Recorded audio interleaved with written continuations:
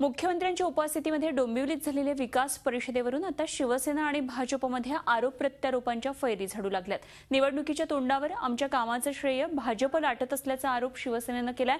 कालच्या विकास परिषदेमध्ये भाजपकडून डोंबिवलीतल्या कामांची यादी सादर करण्यात आली आणि त्यानंतर खासदार श्रीकांत शिंदेंनी ही टीका केली। इतकी वर्ष आमच्या बरोबर सत्तेत का बसलात, महापौर पदासकट सर्व इतर पदं सुद्धा उपभोगलीत आणि आता का टीका करत आहात, निवडणुका आल्यावर विकास आठवला का, असे सवाल खासदार श्रीकांत शिंदेंनी उपस्थित केलेत।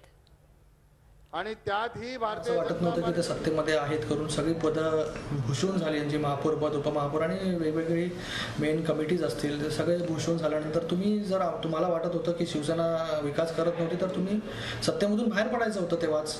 आत्तापर्यंत वाट का बघितली आणि आत्तापर्यंत सत्तेचं लोणी का खात बसले? आणि तुम्हाला जर तुमचे तर खरं तर त्यांचे आभार मानायला पाहिजे की ते श्रेय कुठलंच ह्या कल्याण डोंबिवली महानगरपालिकेमध्ये जे जे कामं झाले ते फक्त शिवसेनेने केलेत असं त्यांचं इनडायरेक्टली म्हणणं असेल तर खूप चांगलं आहे की तुम्ही आमच्या सत्तेमध्ये सहभागी असून सुद्धा आम्हाला मदत केली नाही तुम्ही। ही फक्त काम जे आहे विकासाचं ते फक्त शिवसेनेने केले। झी 24 तास रहा एक पाऊल पुढे।